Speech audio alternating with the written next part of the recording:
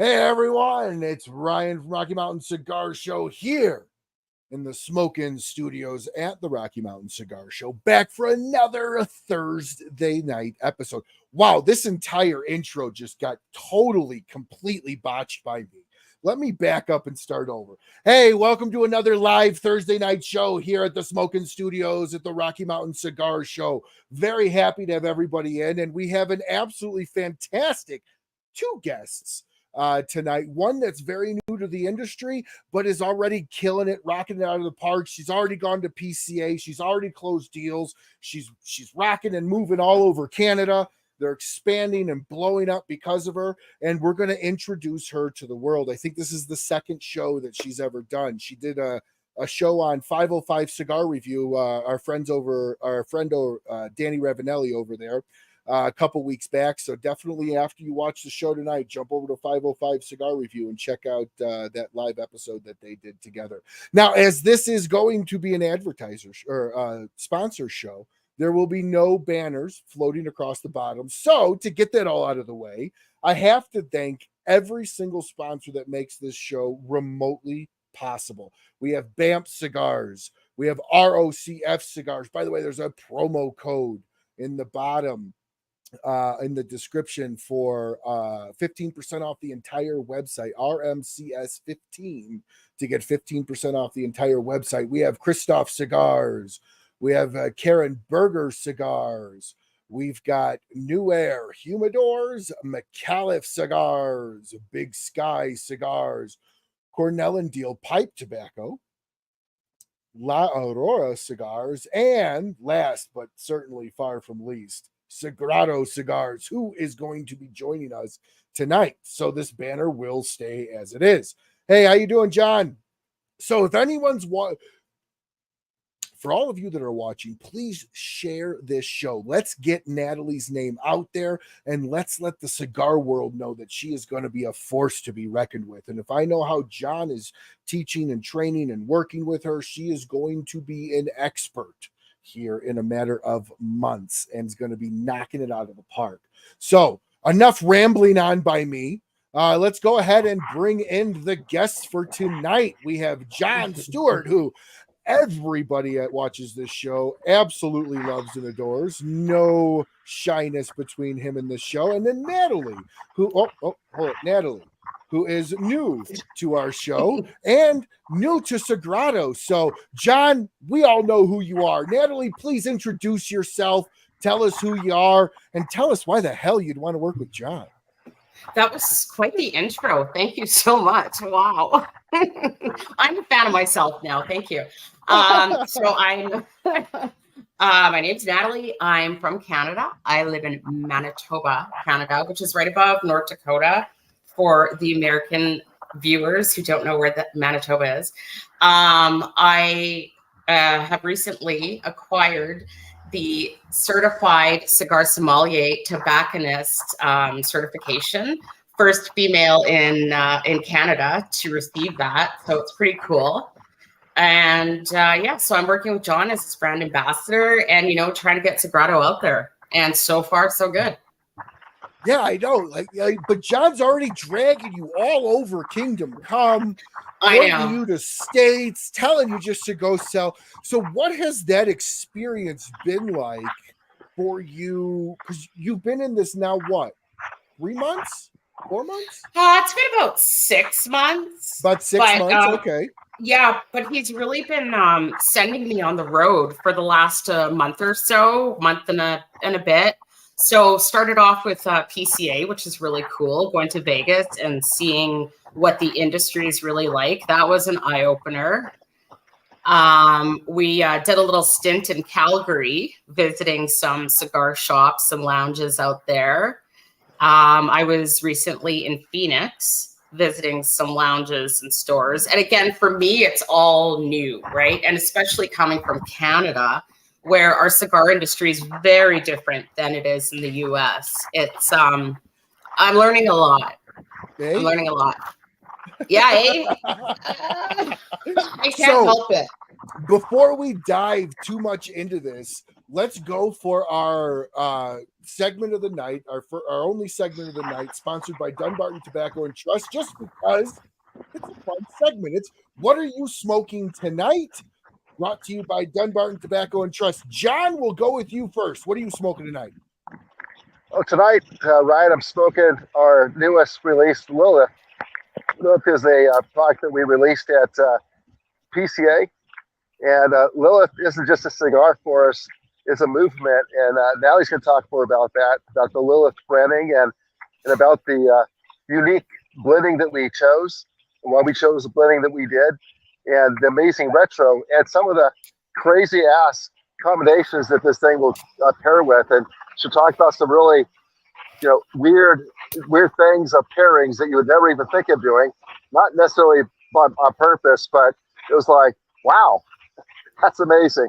So that's what I'm smoking. Smoking a Lilith, and it's a petite, not petite Syrah wine, but it's a petite Corona, and it's a 5 by 43. So it's a great smoke. You can range here from 30 minutes to 45 minutes, but that's what I'm smoking. Now, I can say John was so kind, and actually the first time I met Natalie was at our event, Rocky Mountain Cigar Night, which we raised 30 grand for a dog for a vet. Thank you, John and Natalie, very much for both y'all's support. And John actually was so kind to kind of use our event as a release for the Lilith. Now, every one of our packs went super fast as we sold out of all the tickets. I didn't get an opportunity to get one, but John was kind enough at the event a couple weeks back over at both of our friends Tony's shop up in Casbar Parker to give me one. And wow, I want a box that's perfect for my wife. It hits all the notes I know Ari would like. John knows Ari very well. It hits all the notes I know she would like. It hits all the notes I would like. Great pepper. It's a stout little stick. It's certainly maybe petite in size, but not petite in flavor. But so moving on, Natalie, what are you smoking? So John copied me, and I'm smoking Lilith. Perfect. Very good. Well, yeah. Great minds think alike. Great minds think alike. And I'm pairing it with a water. Perfect. Well, I legit usually always have about 5 or 10 Sagrados in the humidor, and I guess I just smoked through them too fast.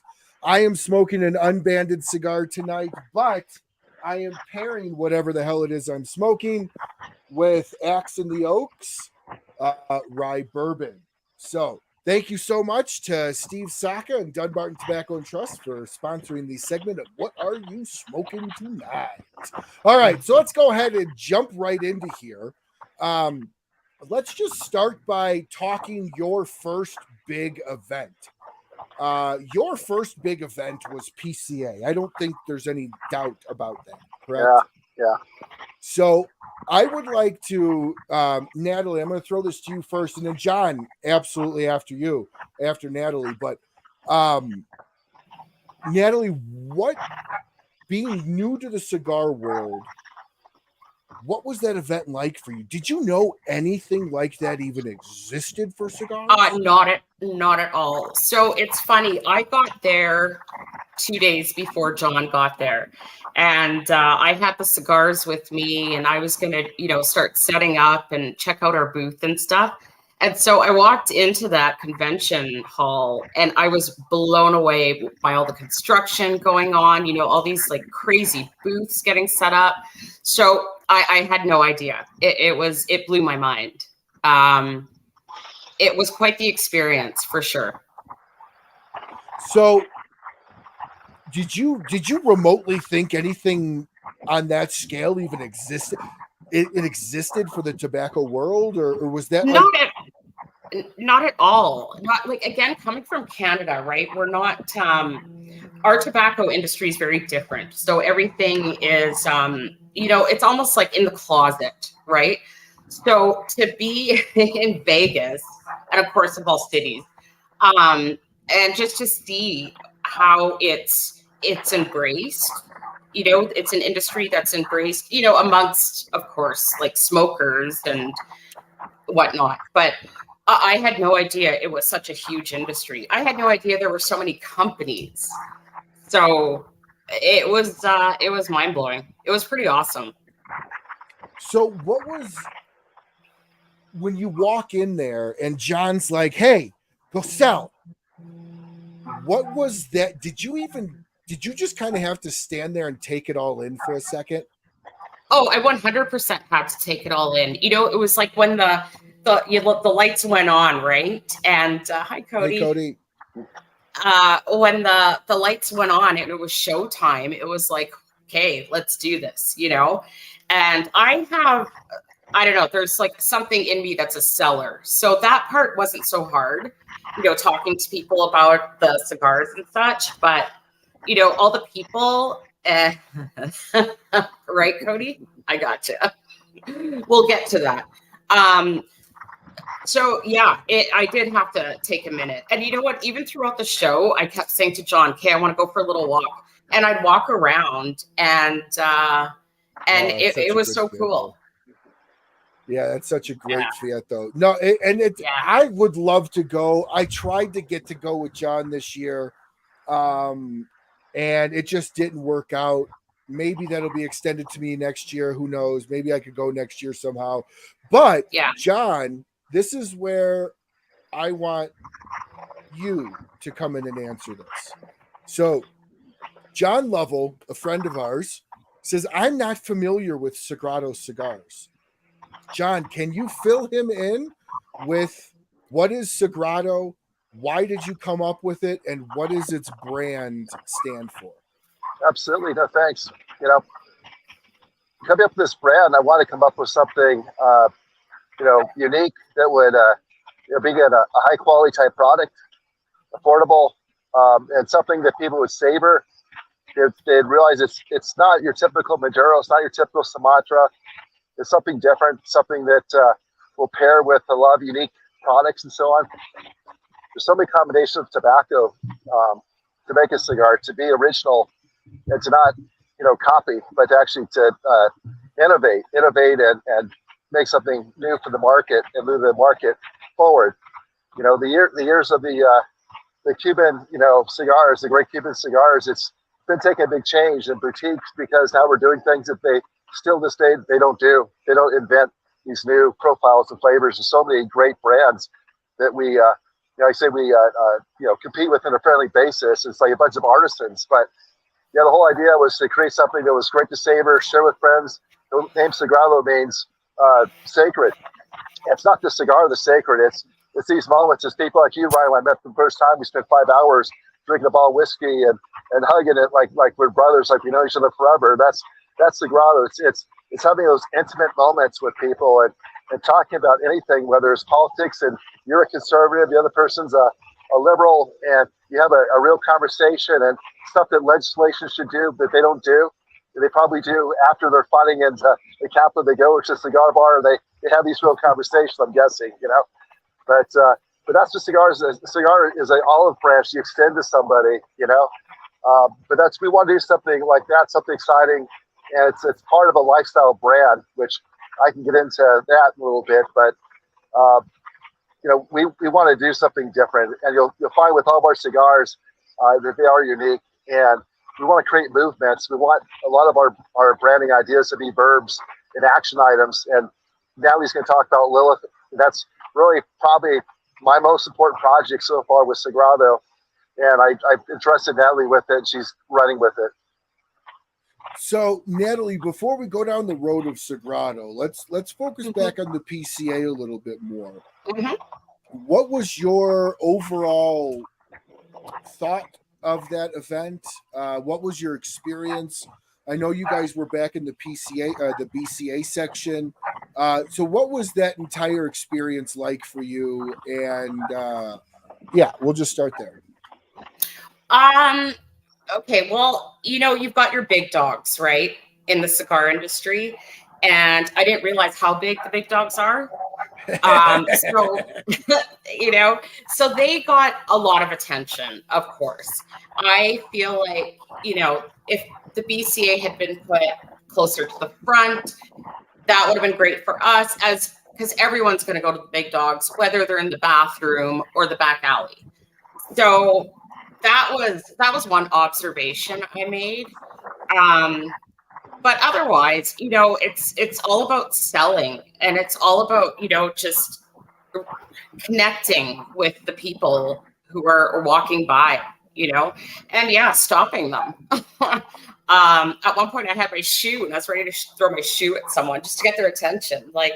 So yeah, it's quite the sales event.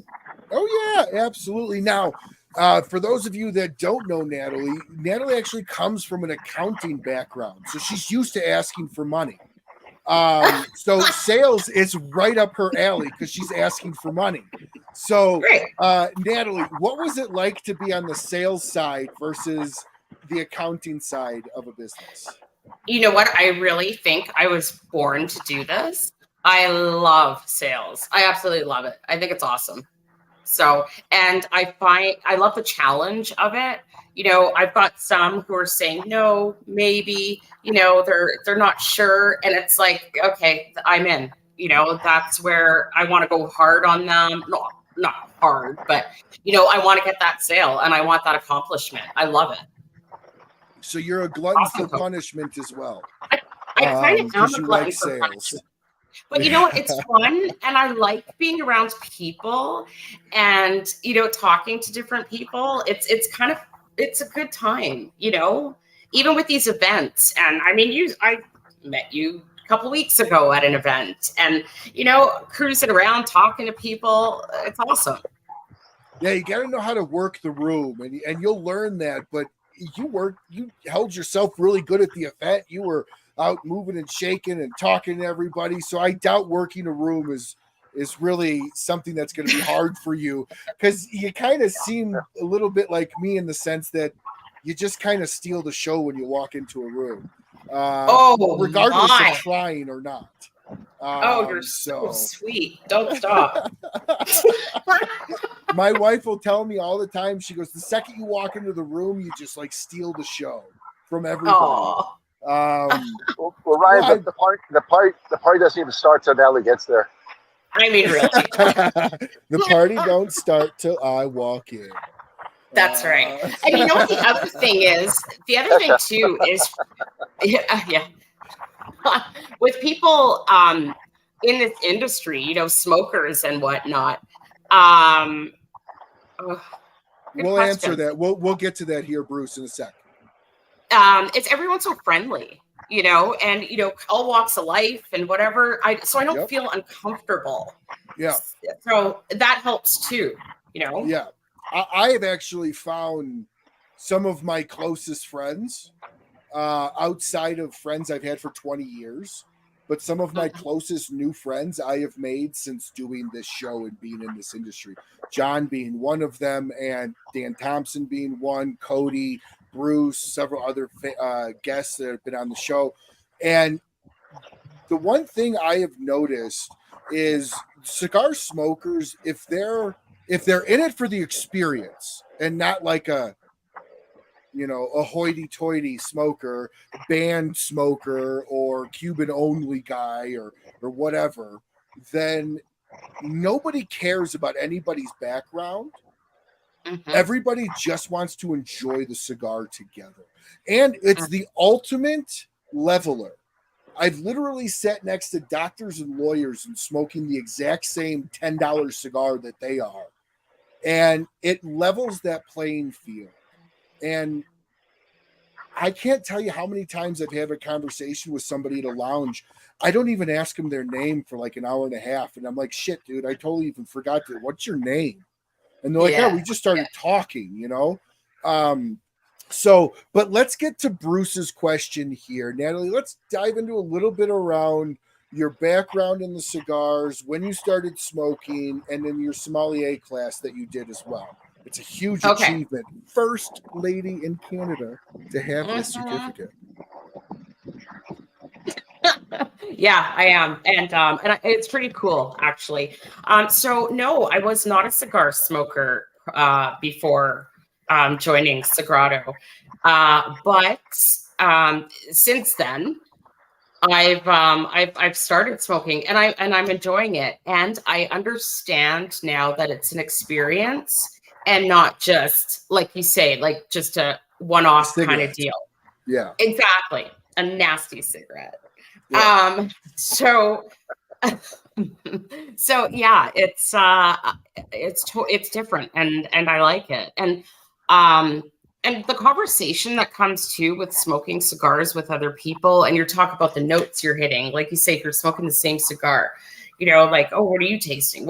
Of course, it depends what you're drinking or what you're eating or whatever. But that conversation too is interesting. And like you say, it's a leveler.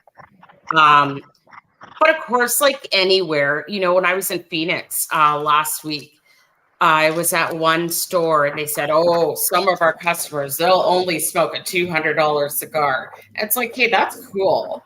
But they'll smoke their $200 cigar and they'll sit with me while I'm having my $10 cigar, and we'll talk about the same thing, you know, like, so it is a leveler. No, absolutely. And you know, I got the perfect story as an example for that. So I'm a big gun guy. Canada doesn't like guns, but I am a huge gun guy. I think the military should hold fire sales once a month, and if you can tow it, drive it, fly it, or drag it home, it's yours. So I shoot a lot of shotgun, or at least I did when I was younger, and I had like a $400 Remington 870, and my dad and I would go out to the shooting range, and I would sit next to the guys that had the super expensive $2,500 Benellis, $2,500 Brownings with the top barrel taken off, big vent. It's a ridiculous setup, right? And they're going up with me, and I've been shooting my whole life. I don't know what these people's backgrounds are, but I'm out shooting the guys with the $2,000, $3,000 guns. And then I set my gun down on the rack with everybody else's, and mine's absolutely the ugliest, even though I think it's beautiful. It is absolutely the ugliest if you're going to go off of looks. But yet I outshot every single one of them. And the point of that is, it doesn't give a fuck about the gun or the cigar. It's the experience that you have around it. And if somebody's only going to smoke a $200 cigar, I feel bad for what their food budget looks like, because they probably only eat $1,000 steaks. Like, it's a little ridiculous if you're going to, you know, have that mentality. It's the Cuban cigar mentality as well. 100%, 100%. Which you get, which you know very well in Canada. The Cuban cigar, because they're all over, right? Well, of course, yeah. So, you know what? Those guys who are smoking the $200 cigars, they're probably eating at Burger King because they can't afford food. Yes, yeah. The 200. Hopefully, they're getting some caloric intake out of that $200 cigar. Yeah, exactly. But so Ryan, go ahead. It's funny how it all works, because I was in Chicago at Big's Mansion, and I was with Freddie. You know, he's a billionaire. You know, he owns Big's. He's a big developer, and I spent about 5 hours with him and his friends. Big's Mansion every way is Chicago, by the way. I was a cigar guy, you know, and he was smoking my $11, $12 cigars, and he was loving them. And he was ordering bottles of blue all night. It asked, hey, bring another bottle of blue. So we're drinking Johnny Walker Blue, smoking these $12 cigars. And he was blasting music from disco to R&B to rock, everything till 2 a.m, having a great time, smoking that $12 cigar. And we were having a great conversation. The guy knows personally Trump, he knows personally Obama, he knows all these people. And he had a different insight and so on. And it was a great conversation with everybody. The room was mixed with different people, different color, different, gender, and we had a great time. And we're smoking Sagrado Cigars, you know? Yeah, a billionaire smoking under a $200 cigar. Go figure. And having a great time doing it, right? So Natalie, you know, Bruce brings up a hell of a point. Hold on, what is this cigar? Okay, so Bruce brings up a point, and then John has a follow-up to this. That's the same thing. Question. Yeah. So let's address both of these.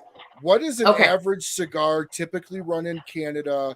versus if you know for instance, if you can give us a cigar that you know price in Canada, what's a Sagrado cost in Canada versus a Sagrado cost in Colorado, and then talk a little bit around the cigar tax for Canada, if you know about that. As an accountant, maybe. Yeah. Okay, so I'll start by saying it's horseshit. The tax is very high. So we have a federal tax and then of course a provincial tax, and it works out to, John, correct me if I'm wrong, but like 130% or something. Yeah, roughly that's the same as Alaska in Anchorage. Yeah, but you know what? That's not too bad because we're working on a deal right now with Oman in the Middle East, and their tax is 430%. So Canada is looking good. So, but having said that, a cigar, let's say a Sagrado cigar, depending on the province, would run you about $20 to $25 a stick. Yeah, same stick in Colorado was about $12. Same stick in Chicago is about $9-10. Yeah, maybe $8 in Chicago. So that $200 cigar in Canada is like $450. Oh yeah, it's it depends on the province. The most expensive one isn't Natalie, it's Ontario, Toronto, that area, and that's where we're gonna be 25 to 26 in.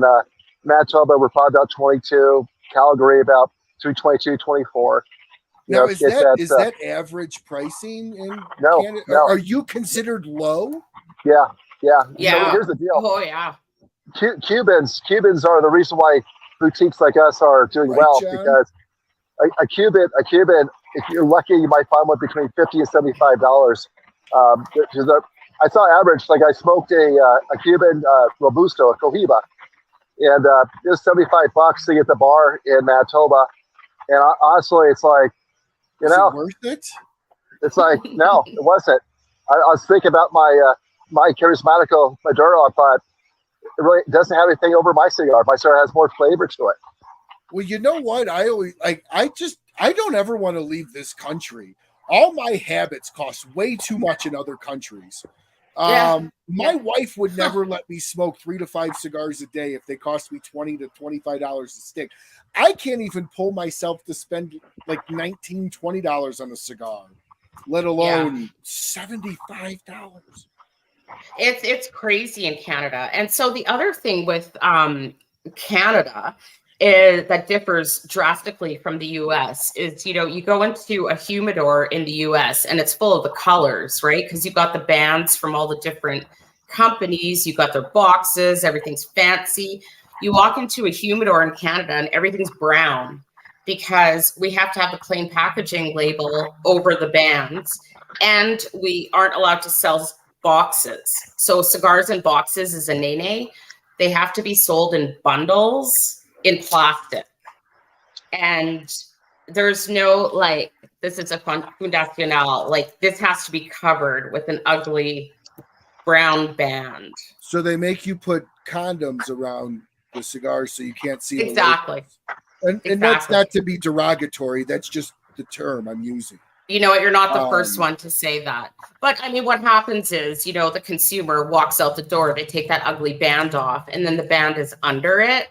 But it's just, and so the Canadian government says that is to deter children, because children love cigars, to deter children from smoking cigars.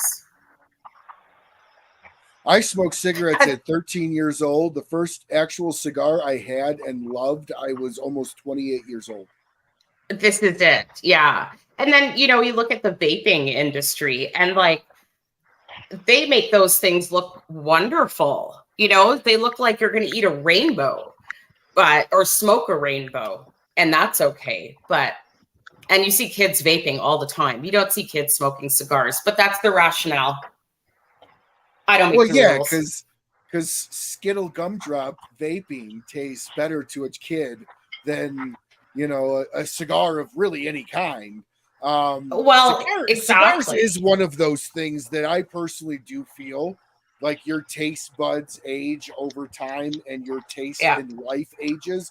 I do think about mid-20s, the average set of taste buds is ready to appreciate a cigar. I think Right. lower than that, it's a little bit more, I'm smoking with my dad or my friends. Yeah. Now, I may be completely wrong. That's my experience and a lot of friends I know. No, I think you're absolutely right. I have a 19-year-old son, and he's like big guy with all his big buddies, and they literally smell like a pack of Care Bears with their vapes. It's hilarious. But you So could smoke all the pot you want in Canada, and nobody gives a shit. no one gives a shit, not really. If that's your thing. I'm not a pot smoker. Maybe I should try. Hey, I don't know. it does wonders. But anyways, we're not here to talk about pot. So have you gone out and played with other brands and smoked other cigars now that you're into you've kind of gotten into this and kind of like, have you gone into the Cuban world a bit? I'm not a fan myself. Yeah. They're not bad, but it's the price that makes me not a fan. Right. Yeah. You know what? So it's funny because John and I were actually talking about this today. My goal is to improve my palate. So I do want to start smoking others, smoking other cigars. I had a meeting with Anastasia and Lefty from Sisters of the Leaf when I was in Phoenix, and they had me try a nice Nicaraguan, and I loved it. It was really good. It's a good, heavy, full body, heavy pepper cigar. Yeah, what was funny is at the beginning it was a chocolate. I was getting so much chocolate, and I don't like chocolate, but as I kept smoking it, it was really good, very good.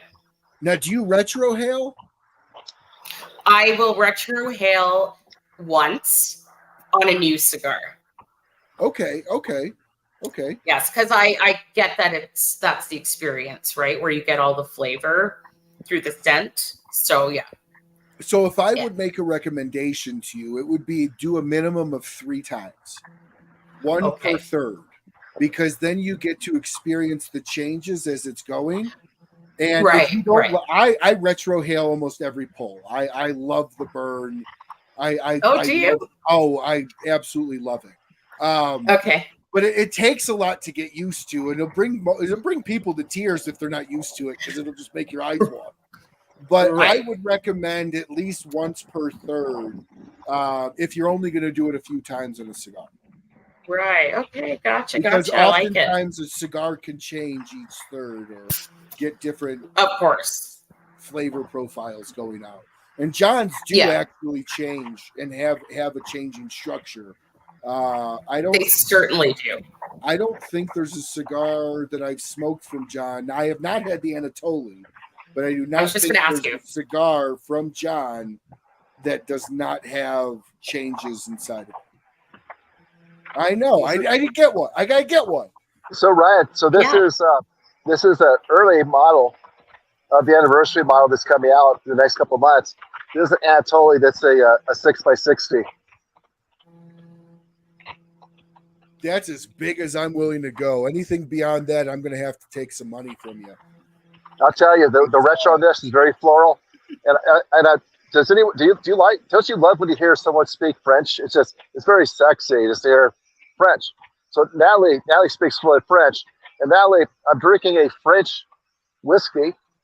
I want you to pronounce this properly because I'll abuse it. I can't see. Bren. And see what it says?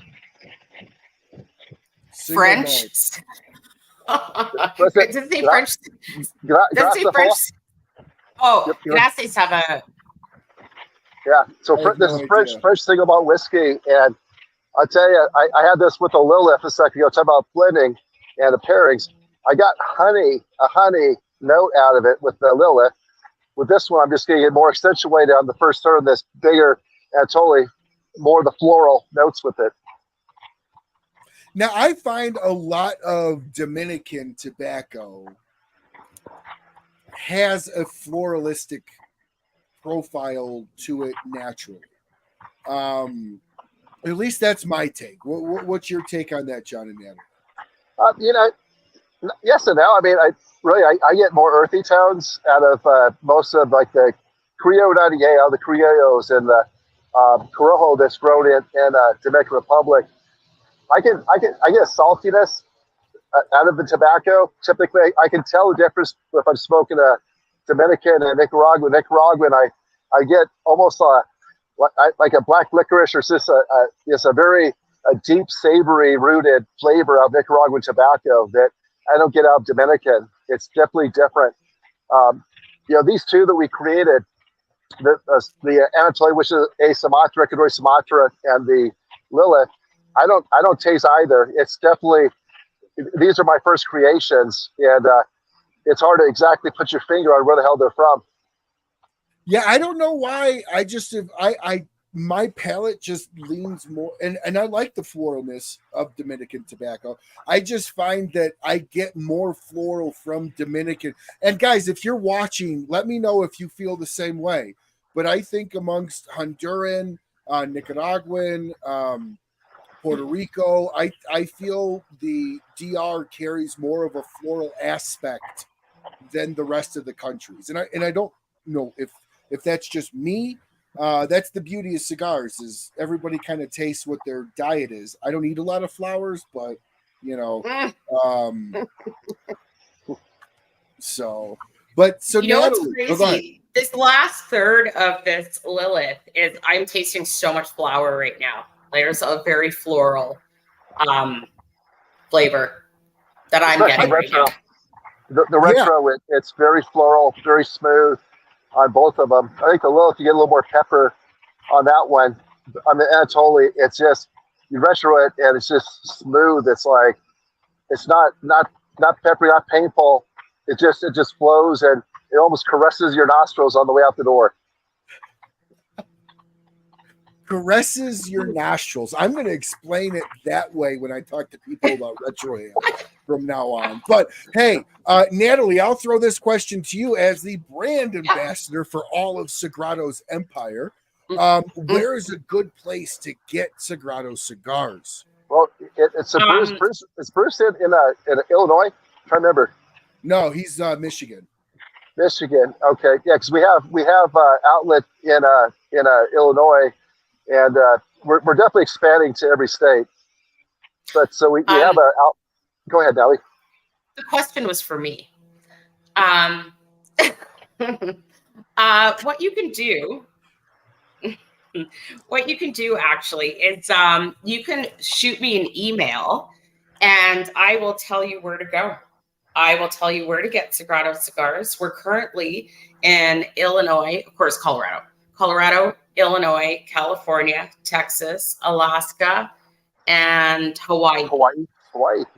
And you know what? I'll do a solid for our friends over at Smoking Cave. If you call Smoking Cave Cigar Lounge and tell them that Ryan sent you from Rocky Mountain Cigar Show, talk to Patrick. They will ship them directly to your door. So if there's not a place that you want to, or if you're like me and just don't want to go out, go ahead and give Smoking Cave Cigar Lounge in Highlands Ranch, Colorado a call, and they will ship them directly to your door. If you want to go to a lounge, reach out to Natalie over here, and she'll give you the direction for where to go for those cigars. Now, we have a question here. Oh, okay. We have a question here for John. John, what made you decide to get into the cigar industry? Sure. I didn't know I was going to get into the industry until I got in the industry, to be honest with you. You know, I've got Cuban friends. I got the opportunity to go meet, who's our Master Cigar Roller Plus in Dominican Republic, his partner, both Master Rollers. Between the two of them, they've got 55 years of rolling experience, where they learned out of Cuba, became Master Rollers, etc. But I've been smoking cigars off and on since I was 16, and I've always enjoyed them. But when I got out to Dominican Republic and I got to see the artisan aspect of it, I got to see the thousands of combinations of what you could create. and just the people, the whole process, the different ways you can assemble them, age them. There's so much that goes into making cigars. I came from a huge fan of the wine industry, spent lots of time in the wine industry with my sister who's in it, and got to know that. I've been to Scotland several times, learned a lot about distilled spirits in Scotland. This cigar industry, what became clear to me was it was something exciting. It's something that I could learn and make something unique and fit within the whole concept of making something sacred, as far as a moment with people with these cigars. So really, it was birthed. I've ever seen on the airplane flying back after spending a week there, and just daydreaming, and just the vision came up. Thought I could do this. This is going to be fun. But it's a tough industry, but it's a fun industry, and I love the people in the industry. Yeah, and John fits right in. He's got the hat. He goes down to Dominican. He stays there for a few weeks. He comes back. I mean, he blends all of his own. He helps facilitate the blending aspects of his cigars. John is not. There's the one thing I realized about John in meeting with him the first time that we met is there's nothing about John that's not passionate. And John never keeps one foot out of the pool when he's going. He cannonballs right the fuck in. And in doing that, it allows him to fail and allows him to learn from that and make a better product. And John has always been one of those guys that if it's an actual problem, he has texted the people at the factory. I've literally been a witness to it. And I've reached out to him, been like, hey, I had an issue. Boom. He reached out, made sure it wasn't going to be an issue anymore. So the one thing I will say about John that separates some others is he's a very hands-on, not with just the brand, but with the customers. And he legitimately cares if your experience is good or bad. And if it's bad, he wants to know to make it better. So it's really the biggest compliment I can give to John is he's not a fly-by-night owner. He's an incredibly 1,000% involved ownership-wise, and in the vision, which is why his title underneath his name is Visionary, because he's got a hell of a vision on it. And part of that vision was bringing Natalie in.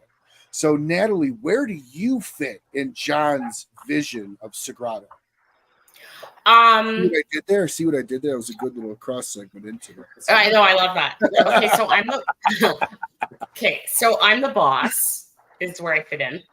And or at least I think I am. Nice, Cody. One big thing that I have done for Sagrado Cigars is I should have mentioned too when I was saying where you can get Sagrado Cigars. In a couple of weeks, we'll be all over Canada. So that's pretty cool. We've got one person that you have to reach out to and get everywhere in Canada. You know what? This has been in the making for a year, despite me being officially brand ambassador for a little while. I was making some calls and found a distributor in Alberta, and they said, "Hell yeah, let's do it." And so we've been working with them, and it's finally happening. So that's exciting. When you consider how hard it is to get into Canada, that rocks. As far as where we're going, my goal is to get different territories in the US. So Phoenix being one of them, or I should say Arizona being one of them. And the next one I want to tackle is Atlanta, because they've got quite the cigar industry. So, I want those guys to be my babies, and I'll be their brand rep. Well, Natalie, you have my phone number now. So next time you go to Phoenix or next time you go to Arizona, let me know. I'll walk you right in and at least get you set up with an appointment to meet with my buddy who owns a lounge. Who's also we'll talk after the show. Bradley Reith Okay. from Steel Cigars. He also does best cigar reviews, like 130, 140,000 followers or subscribers on YouTube. He's huge. He's also a really big guy.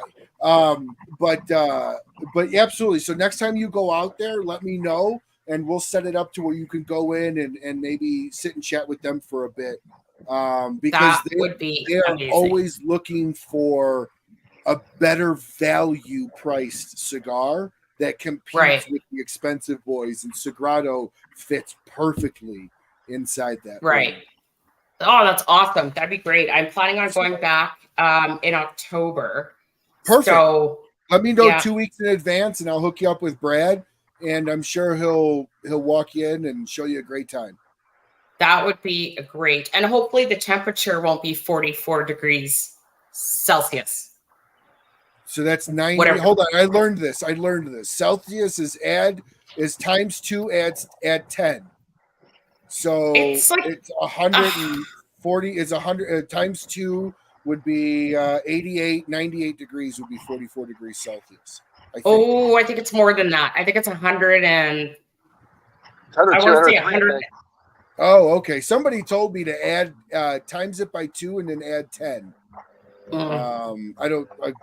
It may or may not be. I don't know. We're not Celsius. We're non-metric here in this country. I know.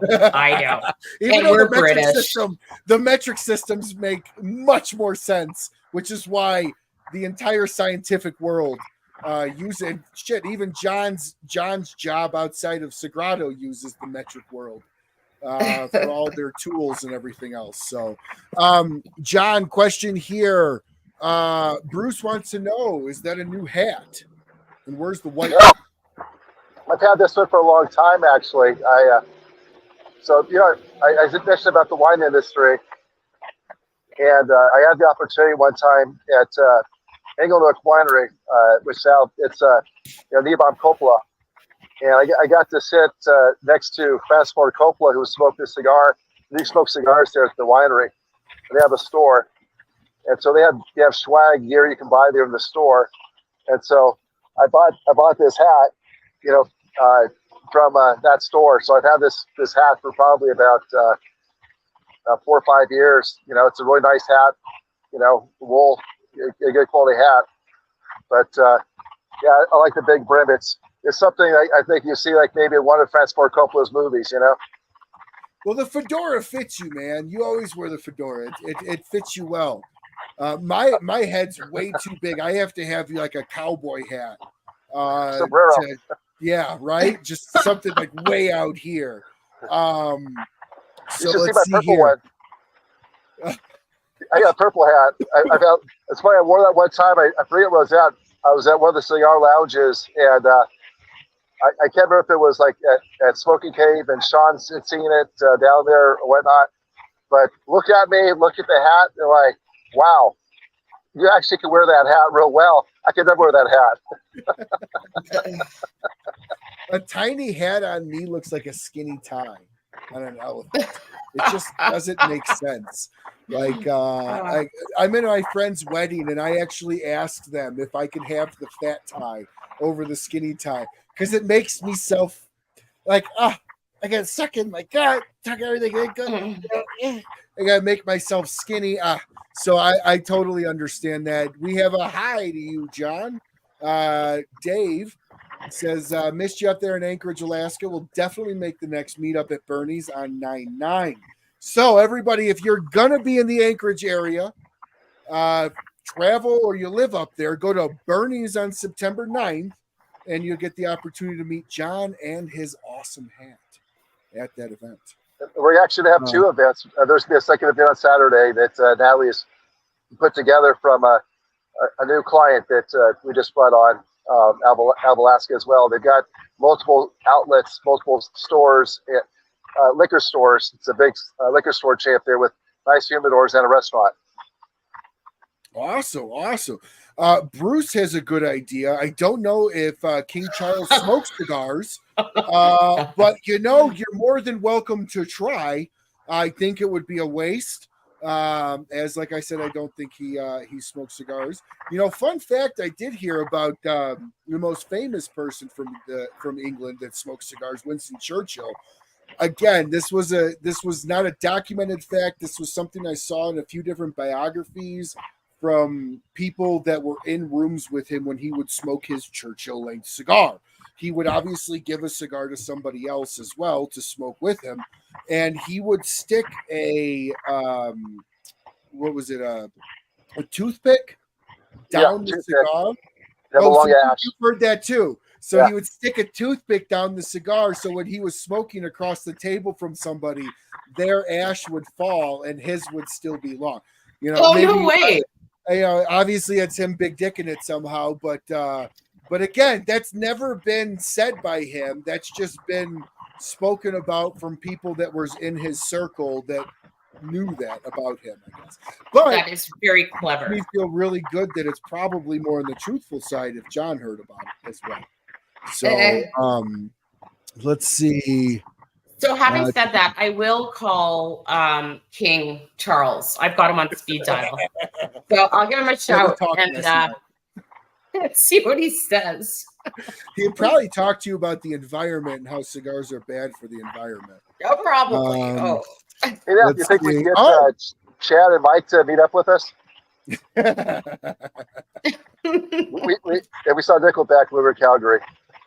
Yeah. Oh, really? Were you guys the only ones there?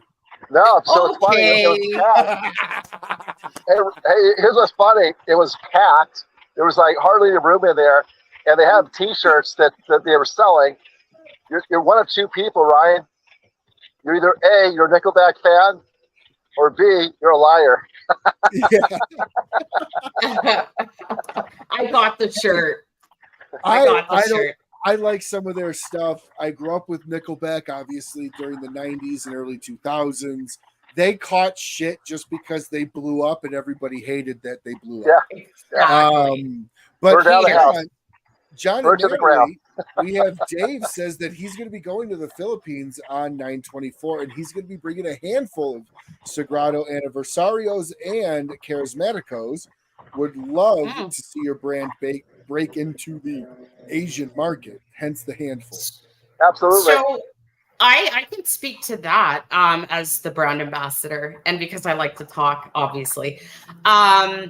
We do have some interest actually in South Korea. They love the fajitos. So that's something I'm still working on. This is someone that I met at PCA, and he loved them. He thought they were great. There was also someone from Trinidad who really liked the fajitos. So you never know. It may happen. I mean, right now, like I said, we're working on a deal with Oman. And I talked to the guy in Oman today, and he said we're going to be in East Africa before we know it. So we're getting there. We're international, like over the water, not just Canada. So things are really moving. Oh, yeah, you're over the pond. Nice. Over the pond. Yeah. That's awesome. So when do we get to see or hear of our first European tour? Ooh. Well, I told John that if I got into Dubai, I would have to go to Dubai. So that's also going to happen. So, yeah. And then, we're going to get into... Well, Natalie, our broker up in Canada has got relationships in the UK. And so there's the potential over this next year to get into the UK after we get rolled out in Canada. I mean, wouldn't that be amazing if we were in France and Greece? I mean, maybe with, Anastasia and Lefty, I can work out a deal with Greece. That would be bananas. Jesus, John. I remember a year and a half ago when we were sitting on a fucking couch just opening a bottle, and you were not very many stores yet. You didn't have a team. You were doing it all on your own. And, dude,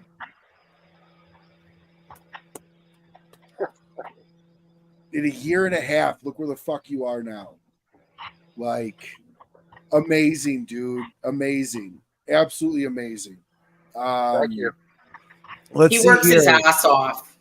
Natalie, if I can land the Philippines for you, not me, Dave, can you break me off a double XL t-shirt, hook a brother up? You know what, John, I'm just gonna go ahead and do this because we're good friends. Dave, reach out to Natalie or John at the end of the show. They'll send you a shirt. Can I do that? I Is love that it. okay? Is Oh, that okay? I love it. Can Yes, I do that? that's okay. Okay. That is okay.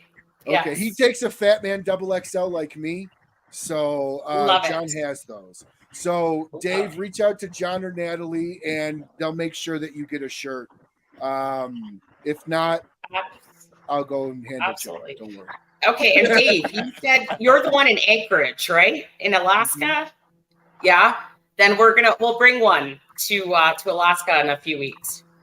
So Cody wants to go to Dubai with Natalie and John. Now, John, would you go to Dubai? You know what? If I was able to with my schedule, absolutely. We're talking. I think they're talking about potentially November, right? Yeah, November, but he said possibly in the new year. So we'll see. We'll see how it goes. There's so and we've got so much coming up. It's there's a lot going on already. We've got different shows, different all these events, and I'm always open to doing events. If there's anyone on right now who wants to do an event, we're good to go. So Dave is the one. Dave is in Anchorage. Dave, she'll bring that when you see her on the September 9th event. Yeah. So don't worry about that. And Cody is all up for going to Dubai. We need a photographer, Cody. Thank you. Yeah, I love Cody. I just got to say he does the graphic stuff for my show. He does the graphic stuff for my bacon company, does the graphic stuff. He's our marketing director for the charity now. And he's a heart of gold, and he takes really good pictures, like really, really good pictures. Who knows, Cody? Who knows? Maybe you get the opportunity to go. I don't know. I can't throw my weight. I can throw my weight around for a shirt, but I can't throw my weight around for a plane ticket to Dubai. I'm sorry. And I got a lot of weight too. So, but so Natalie, what is your vision with Sagrado? Not John's, but what is yours? That is a good question. So I want to see this thing, really succeed. I want to see it blow up. I want to see, having more employees because it's gotten to be so much. Just a lot of success. Like I said, my thing is events. I love, events, and I think that's going to be a real good thing for Sagrado, getting the name out there. And, we've got some visions, like with the Lilith. We've got a whole Lilith movement. I've created a hashtag now that's Lilith movement. And, getting more women involved in the industry, whether it be as smokers, owners, or, whatever it may be, brand ambassadors, reps. That's something that's really important to me right now is working on this Lilith movement. So, because Dave, ladies real quick, Dave, I apologize. I meant nothing by it. I'm a double XL. I just always refer to it as a fat man double XL. But we'll make sure we get you the strongman double XL, which is a little bit tighter up here and a little bit tighter down here. So. But in all seriousness, no. So that's great. So you have a whole vision for Lilith. How are you taking the reins and running with it?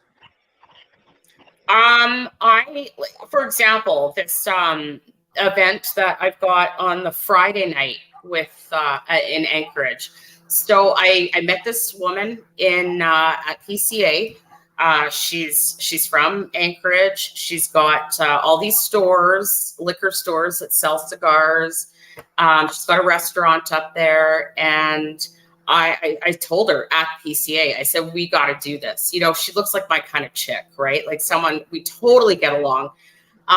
So I said, we got it. And, you know, I showed her the Lilith box. She's in love with it. She smoked the cigar. She's in love with it. She's in love with Natalie. So I've been working with her for the last, since PCA, on getting this event going. And actually just today, she locked down a venue, which is awesome.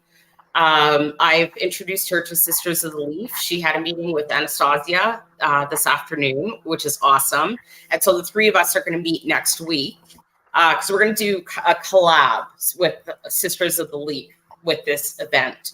And the event will be marketed towards ladies, but of course, you know, we want ladies and men. The whole thing is to have an equality in the industry. And so, you know, you go into a lounge, you know, and you see a lot of men. The plan is to get more women in those lounges. Sure. So by doing these events, it's just like bringing an awareness, you know, to smokers. So now, because you are a woman, it's not the elephant in the room here. It's very obvious that you're a lady. Oh. How are you received? Because here in the U.S., I like to think that at least the lounges I go to, there are quite a few ladies that do go there. I mean, Smoking Cave has quite a few ladies. Casbar has quite a few ladies. So how are you accepted? And then part two to that question is, what does your family think about you going into the cigar world? So I feel like I'm received when I go to lounges in the US. Sure. It's been my experience that's where, again, it differs from Canada, right? You go to Canada and the lounges, it's men. It's just men. It's a boys' They have club. men's clubs. It 100% is. So it's very different. So there are a lot of female smokers in the US, and it's super cool. And I tend to talk to strangers. But so, you know, I've met a lot of women, and I've created this or joined this huge network, right, of female smokers, which is super cool. And again, it's women from all walks of life, right? It's neat, very cool. Natalie, just go back to the Alaska. So the event that they chose at the location. Tell about when you did some investigation at the photo that you saw. Okay, so Whitney is her name. She's the owner of all these stores and who I'm doing the event with, or who we're doing the event with. And so she locked down this venue, and it's called the Broken Blender up in Anchorage. And so I have to research, right? I got to make sure this place is cool, you know, hip enough for Sagrado. And sure, it's an awesome looking venue. It's super cool. They got a huge patio. So there's this picture on their Facebook page of this guy, and sure as shit, he's holding a Sagrado cigar. So it's meant to be. That's awesome. It almost looked like Ben. It almost looked like Ben. I don't know if that was Ben, but it looked like Ben. I was wondering if it was Ben from Fifth Avenue, but hey, he's like this, holding up like this, and like, what the hell? Yeah, but either Ben's way, you know, it's so cool, and you know that's the other thing too is like getting pictures from people. Amanda, what women's goes? There's I love when people post, you know, wherever they are smoking cigars, whether they're in a boat fishing. It's just so neat. You see people from all over the place now smoking Sagrado cigars, and it's awesome. We've got pictures of the Oman guys with Sagrado cigars by the sea. Like, that's pretty cool. So here's how you know that cigars is actually, what's the word I'm looking for? Part of somebody's image is when they're taking pictures with. Nobody goes, hey, look at this new Marlboro. Just got the new first pack of the year, you know. But that just goes to show that cigars is so much of a lifestyle just in smoking it. And that even goes to like the average smoker. What is it, John? Like 1 or 2 a month, if that. 1 a month is the average smoker. A heavy smoker would be considered 2 to 3 a week. So I don't even know what the hell I am. Extreme, I don't know. But like, it just goes to show that so many people with cigars that smoke cigars and love that lifestyle like to be pictured with the cigar while they're smoking it, or like Isn't it true? Of the cigar that they're smoking it, yeah. It's like, going to get a new car, you take the same picture and you post it. I got a new cigar, take a picture and post it. It's such an experience, and it's such a lifestyle thing. For I can tell you right now, anybody watching this show is not a once a month smoker, most likely. They're several times a week, if not several times a day. But Bruce makes a really good suggestion here. Have you ever talked with Amanda Micallef yet? I don't think no, I don't think so. I'm writing this down though. If you're tying yourself with Sisters of the Leaf, great organization, Anastasia and Lefty, fantastic people. I would absolutely reach out to Amanda Micallef at some point, introduce yourself, because she is a rock star on the female side inside the cigar world. Amanda Micallef her dad owns Micallef Cigars. Okay. On the female side inside the cigar world. Okay. So, are you coming to Cigar Fest, Natalie? Next weekend? I'll walk you right up and introduce you then. Oh, well, there you go. You're coming, awesome. John, are you both coming to my house Friday? Perfect. Awesome. Yeah. Is that okay? Am I invited? Of course. Absolutely you are. So moving on. So we've got your vision of Lilith. Where do you see Sagrado in 5 years in your mind? It's going to be huge. I mean, and not just the cigars. There's the coffee. There's the, up and coming wine and spirits. Now, are you helping with all of that, or are you just in the cigar side? ROCF. Yeah. So I'm helping a bit with the coffee, but not so much because you wouldn't believe it. The cigars takes up a lot of time. I'm spending so much time on the cigars. I'm hoping that John will allow me to get involved with the ROCF when it comes out, because I think that'd be cool too. And again, let's get it to Canada. Find a distributor and have it go all over the country would be cool. And I'll go all over the country promoting cigars and ROCF. So I want to stick in what you just said. Let's get it to Canada. Yeah. So let everybody know, and John can speak to the U.S. process, but I would like you, Natalie, to speak to the differences between the U.S. process of getting into a lounge versus the Canadian process of getting into a lounge. Okay, so when I go to a meeting, let's say in Phoenix, I'm going into a lounge, I've got my samples, and I've got my price sheet and the brochures, and I'm, trying to convince them to take on Sagrado, for lack of a better process. But that's how it goes.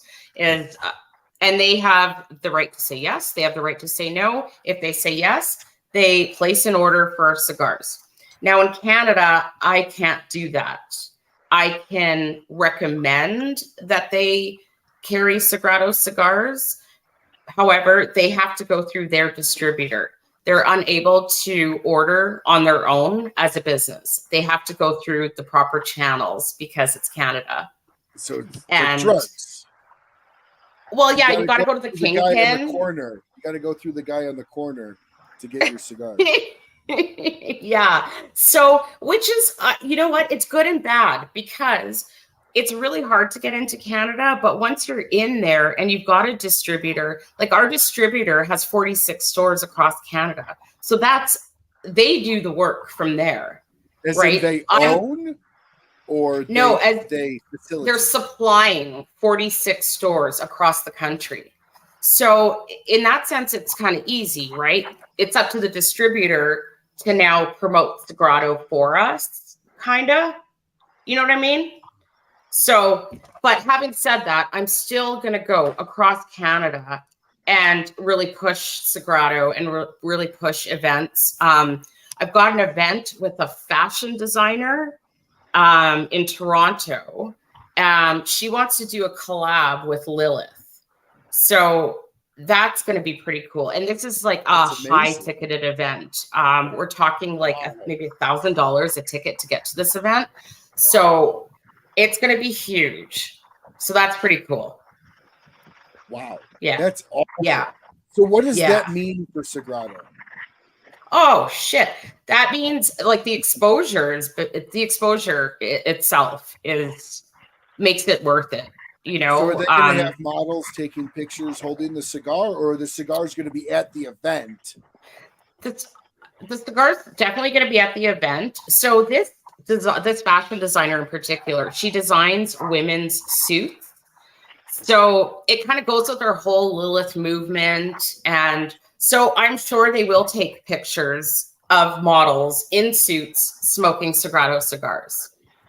That's priceless, John. Yeah, like it's going to be awesome. Super awesome. They've got movie stars and all kinds of celebs. They go to this event. It's a big event. Yeah, that's huge. Awesome. That's awesome. Yeah. So how did you pull that off? I got in contact with a store owner in Toronto and said, hey, do you want to carry Sagrado? Like just putting it out there that Sagrado's coming to Canada. Blah, blah, blah. Like I know he can't say yes or no. He's got to go through the distributor, but still making calls, getting the word out there. And he liked what I had to say. So he got in touch with this fashion designer. And I met with the designer and her people, her team, and they're on board. So it's pretty cool. No, that's awesome. And when is that event? That event, it was supposed to be in October, November, but they've had to push it. They've had to delay it a bit. So I'm not 100% sure yet, but it's coming. Awesome. That's incredible. So as you're going through Canada, you're going and saying, hey, I recommend that you pick up Sagrado. Pretty much. Now, pretty much. Are they allowed? Is there multiple distributors in Canada? Or if I'm a lounge, I'm stuck to the distributor in my area? Does that make sense? No, I know what you're saying. There are multiple distributors. So there's some that are the big dogs and will only take in your Cubans and, you know, the big names. They don't want to have anything to do with a boutique brand. And then there's the distributor that we're going through and, you know, they fully support the boutique brand and they kind of stay away from the bigger guys. So we're very lucky to have them. But what happens is a distributor works the whole country. And some stores may have more than one distributor. That was my question. Does some stores have more than one distributor? Okay. Yeah, they do. So you can be a distributor in Toronto and sell to Saskatchewan. You know Saskatchewan? Yeah. I'm a hunter. Saskatchewan's some of the best hunting in the world for deer and bear. Yes. I would love to go to Saskatchewan for deer or bear hunting. Absolutely. Are you a fisherman? I like and enjoy fishing as long as I have a good Sagrado to go with it. I enjoy fishing. So my claim to fame at PCA, I met Rocky Patel, and I told him that I'm from Manitoba, and he says he comes to Manitoba every year for fishing. So we're going fishing next week. No, we're not, but that'd be fun. Oh, I was gonna say, holy crap! Wow, that's awesome. Kudos to you. Right. No, I'm going to your place instead. I told him I can't. I would have been like, you made a mistake. I'm not that much fun. So, all right. So you came from the accounting world. Mm-hmm. So how much of what you have learned in the accounting side have you brought into the cigar world? Or have you kind of had to relearn? I guess maybe that's not the right question. What have you been able to bring in from your accounting world that's made you great in the cigar world? I think the precision in accounting, the attention to detail in accounting has helped with being a brand ambassador. There's so many players that I'm talking to, so many people that I'm connecting with, and just remembering their names, remembering what they ordered, remembering where they live. There's a lot going on, and so being organized, I guess. Replace your analytical side. Totally. And even, accountants are kind of like, they're lame. Sorry if anyone's an accountant on here, but we're lame people, but I don't know. I'm just different, I guess. And so kind of a people person, and I can read people pretty well. So I think that helps too in the cigar industry and in the sales part of the cigar industry, for sure. So if I was to ask you, what do people misunderstand about you most? What would your response be? Really? Yeah. Really? Yeah. Well, think about it. People might misunderstand why you like cigars. People might misunderstand. Yeah. So if I was to ask you, what's something that people think? So let me pull that question back in. Then I don't want to stump you on that one. Yeah. If you could be remembered for one thing, what would it be? Cigar world or not, I want to be remembered as someone who, it's so cliche, but they say, when you leave someone, you want them to feel better about themselves for having spent time with you. And that's what I want to be remembered for, whether it's in the cigar industry or not. Even when I go to these meetings and like I get the kind of cold temperature, I'm still having fun with them. I'm still, joking around or whatever.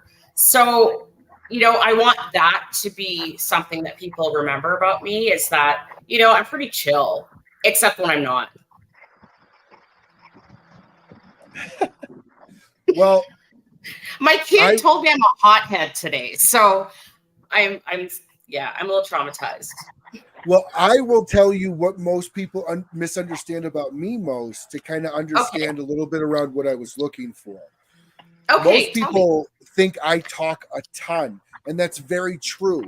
But I've been in sales for 20 years, so I've actually taught myself to, when I get nervous, instead of clamming up, I talk. Yeah.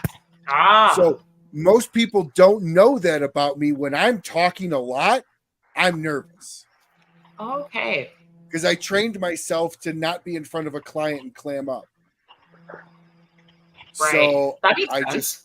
I talk. So that's something that most people misunderstand about me, and why that talking a lot comes out about me. That makes sense. So let's do this then. If you could go back to an 18-year-old Natalie, give one piece of advice, what would it be? Oh God, really? Oh yeah, no, we're gonna get into some Natalie questions here. We got to introduce the world to you. Don't touch the Bud Light. I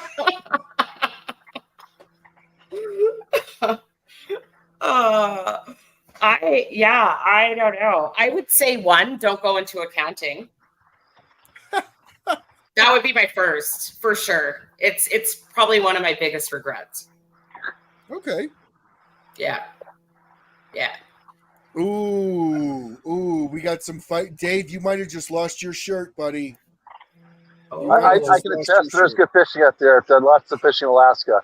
No, Alaska's got amazing fishing. Yeah. I would be a fisherman if I lived in those areas, much more than I am now. So let's go to Bruce's question, can we? Yeah, of course. Yeah, that one. Sure. That's awesome, Bruce. You should, we'll have to connect. I want to hear about this. North Dakota. He could come down and meet you in Grand Forks, and you could have him over a box. Right. As a matter of fact, when I was at a store, amazing store in Phoenix. I keep talking about it, but I went to a dozen stores. It was veteran owned, huge war memorabilia on the second floor of this lounge. Anyway, the owner gave me a name of a store in North Dakota, in Dickinson, North Dakota. Does anyone know it? Yeah, I do. Do you really? Yeah, I used to cover North and South Dakota. Okay, so I might hit up this store in Dickinson, North Dakota. Nice. So you live in Canada now, but if you could live anywhere in the world, where would it be? On John's dime, of course. It would have to be. It'd be Colorado. I would live in Colorado. I would probably live on a beach somewhere. Okay. Yeah, that'd be my thing. Yeah, Caribbean. My fear is people would think I beached up out of the ocean and would try to push me back in. So stop.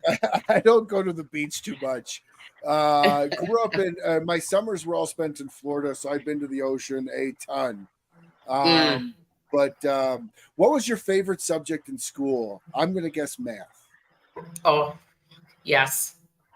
I loved it. Even when my kids bring home homework, it's like, hey, mom's doing it. And you better get an A. Yeah. What was your most favorite trip that you've ever taken? Oh, God. That is a good question. I don't know. You stumped me. Well, there's been so many. Like I'm thinking camping trips. I've had some fabulous camping trips. Yeah. So where's been some of your most favorite camping trips? Well, in Manitoba, of course. One of my favorite trips was a road trip to Alberta. That was a good time. I took the kids. We got in the minivan and we headed to Calgary. Okay. That was a good time. I like camping. I'm not a backpacker, but I do like camping. Yeah. My wife loves backpacking. My neighbors love backpacking. I'm not one of those guys. I always told them if I hit the lottery one day, I'll just fly everyone's gear up to the top of the mountain and I'll just wait up there for you guys to get there. And then I'll just helicopter myself out when you guys hike down. Hiking 7 miles just thinking of it makes me want to lay down. So it's funny you say that. I have an uncle that literally does that. He takes a helicopter to the top of the mountain because that's just the easiest way. No, hell yeah. Are you kidding me? That's great. That's awesome. Yeah. So this is a 2-part question. What is your personal pet peeve? And what is a pet peeve you have when you go into lounges? A personal pet peeve is bad manners. I do not like bad manners. I hate it. I can't stand not hearing please and thank you.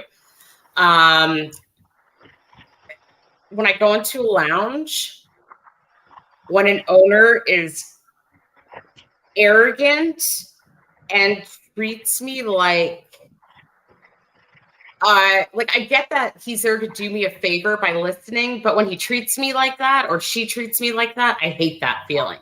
But I turn it around because I can't stand it. So, yeah. I had the greatest meeting with someone who's fairly known in the business, and he was awesome. He was amazing. He said he wouldn't carry Sagrado Cigars for whatever reason he had, but it was my best meeting. Awesome. And you know what? You can go back to them probably and get them to carry Sagrado Cigars. Absolutely. Point, and absolutely. And a no is not a no until they blow up the bridge. Right. And you bet I will. I mean, I walked out of his office and he said, shoot me a text. So that's what I did. So for sure, I'm gonna bug him. He wants me to go on his YouTube show. Well, there you go. It's gonna happen. There you go. It'll happen. So John, what is a pet peeve of yours in the lounge world?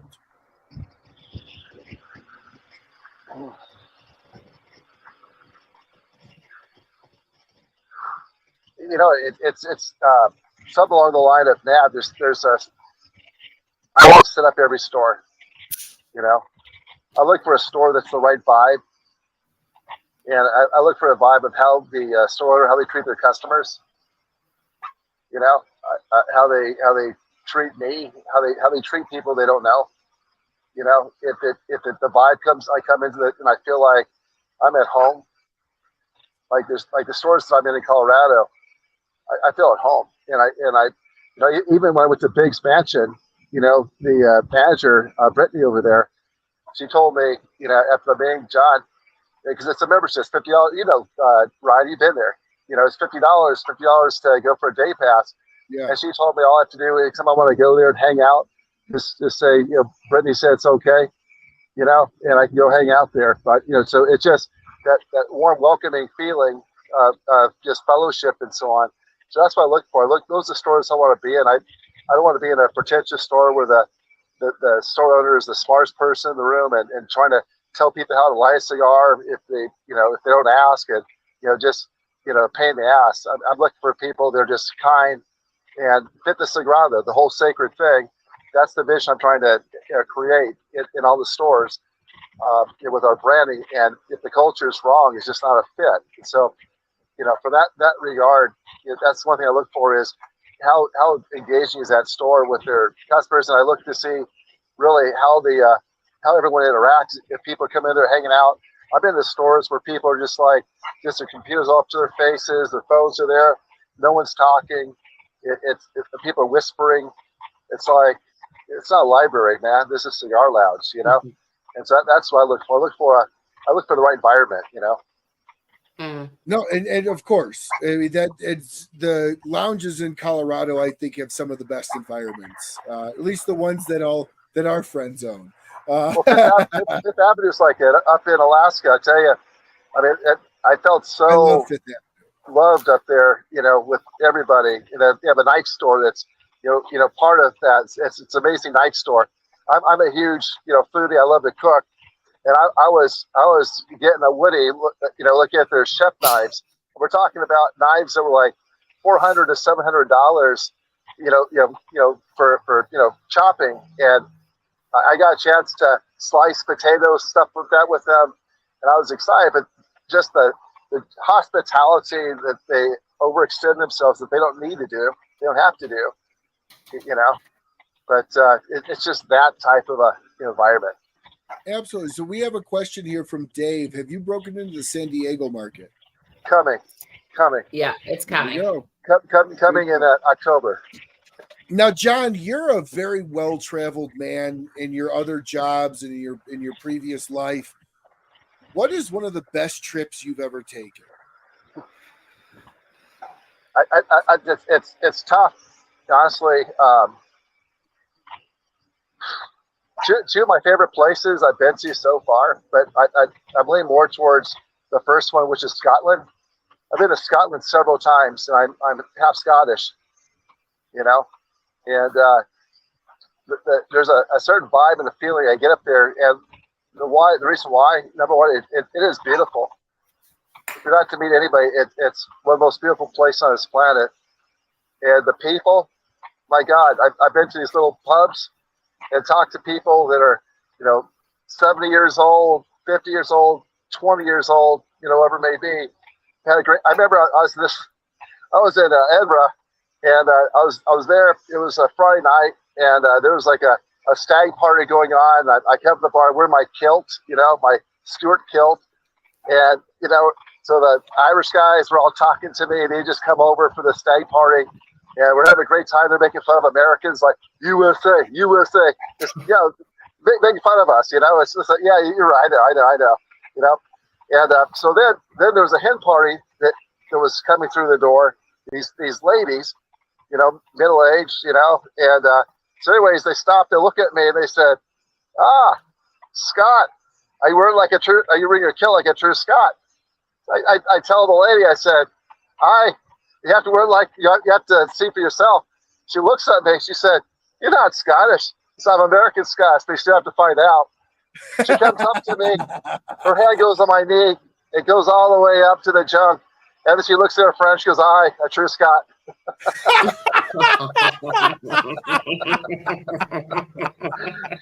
So Scotland, not for that reason, but it's one of my favorites. I've been to made distilleries. The second runner-up would be Australia. I've been to Australia 3 times, and the last one I ended up in an accident. I went snowboarding there in August in the Alpine region. I ruptured my bicep, but I had a hell of a time.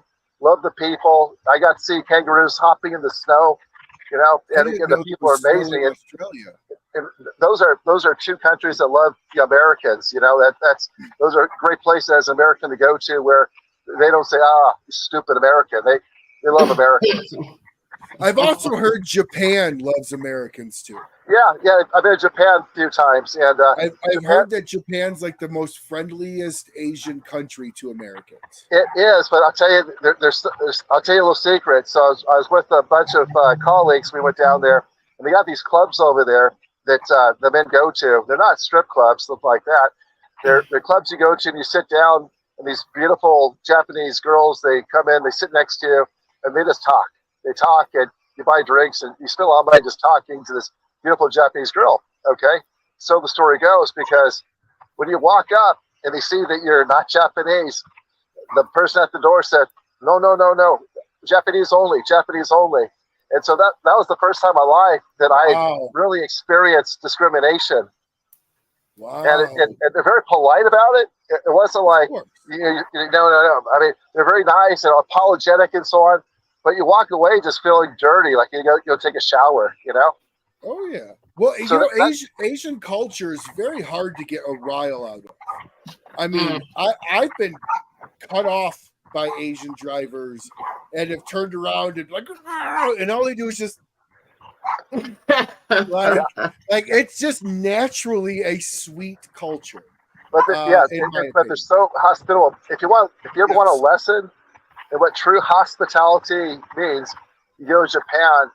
And the way they treat you outside of that one experience, like I say, that was a learning experience. But outside of that, we were treated just so well, and everyone was so nice. And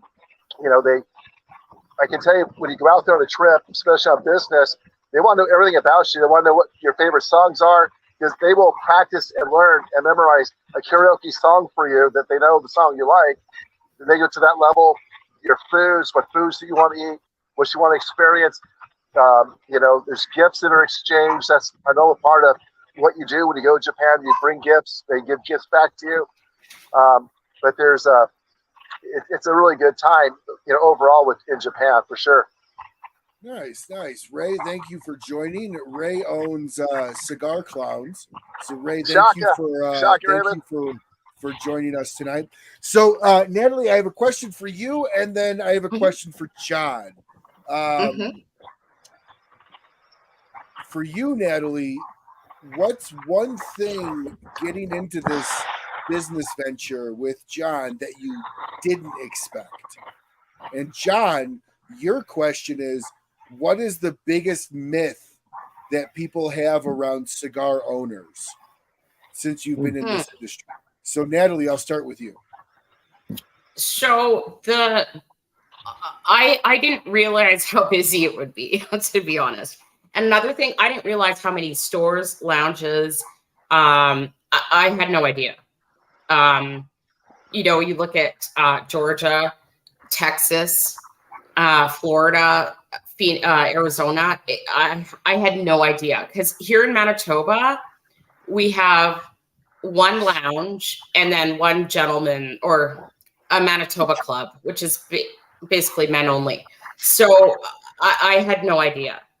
So that's been, I think I could go to Arizona, I don't know, every couple of weeks and not hit every store for a couple of years. There are that many. So no, a lot of manufacturers actually consider Arizona to be a territory for it, like the state itself. It's that popular. Right. It's huge. Yeah, it's crazy. And the other thing too with Arizona is you got your snowbirds that go down there for the winter. So that's another market I'm trying to target while I'm here in Canada, is get them smoking Sagrado so that when they're in Arizona in the winter, that's what they are still wanting. Okay, so there's a lot of Canadians that go to Arizona. Oh, God, yeah. Yeah. I did not know that. Yeah, well, hello. Yeah. Because awesome. Here it's like minus a lot, minus 41. We hit that last winter, which is the same Fahrenheit, minus 41 Fahrenheit. So it gets bloody cold here. That's when it's low, when both measuring scales are equal at a certain low. Exactly. So yeah, there's a lot of people who head down south. So they're the ones to target now for their trips down south. So yeah. Okay. I love that answer. John, what's been the biggest myth that you've had to correct people on, or play it up, whatever you want, when people talk to you around, it's gotta be so great to own a cigar. You just sit there and smoke and drink all day. Like, do you even open QuickBooks? I'll give you maybe a response you weren't expecting, but what I'm finding is, because I talk to everybody, I talk to the people that, again, the new hire salesperson, everybody, and and when I'm hearing from people, which it's like an anomaly almost the way they're putting it, is that I'm very approachable. I'm easy to talk to. They really appreciate how much time I spend into talking about the brand and answering their questions. And, it sounds like, brand owned, again, I don't know, I can't speak to other brand owners or other reps and so on, but it almost gives the impression that unless you're like the owner, because I've heard stories of where a person had an event at a store in Colorado, and he asked the manager of the store, so I'm going to go talk to the owner and place an order, and she told him, go ahead, but she was the person. He right away just assumed, because she was a female, the manager, that she wasn't important. Went to the owner kicked him right back to her. And the thing is, I look at everyone as equals. Regardless of color, regardless of gender, age, I look at everyone the same. They're all human beings, and what I'm finding is that that's not typical across the board. I'm sure that there's a lot of other cigar owners that are like me, but it sounds like there's quite a few that are not, and so that's something I'm learning, which is interesting. I'm surprised on that. Yeah, you would think that more cigar owners would be approachable on that level. But I mean, I'm not naming any names and I don't fault anybody, but there are a lot of brand owners that are just so big that the brand owner doesn't show up to all the events. Yeah. And it's not because they don't care. You hope to be that way, to where you're in all 50 states, Canada, Philippines, Japan, China. You're not going to be able to show up to everything. That's where Natalie's going to be flying out red eyes every night. Let me tell you a little, again. I mentioned about the guy at Biggs Mansion, and this guy, I'm nobody. I'm not a billionaire. I definitely don't have nearly enough zeros after the decimal, right? And the guy, Freddie, he took me and he said, come sit with me. And it was just, he and I talked for 30 minutes. He just wanted to talk to me. He made me feel special. you know, and that's what I want to be like. I want to be, you know, where regardless of who it is, that I take someone and maybe target a purpose, the people who are not the big important people in that store, but to be that approachable person and make someone else feel special. You know, the goal really is, it's not about me, it's about making other people feel good. That's what Natalie does. She talked about herself. She does do that. And that's an area where she and I click really well, is, you know, trying to make someone else feel good about themselves. It's not about us, it's about other people. That's Sagrado. No, absolutely. And you know, Natalie, with your short time being in the brand ambassador side for the cigar world, what would you say if somebody was to approach you, didn't know that you had a short time, but if somebody was to approach you and say, hey, what's a personality trait that's required to be in the cigar world? How would you respond? Oh, shit. I would say, as a brand ambassador, I would say you have to have a thick skin. You can't take rejection too hard, you know, that for sure. And you have to be outgoing, and you have to be ready to hustle, because it's really no joke.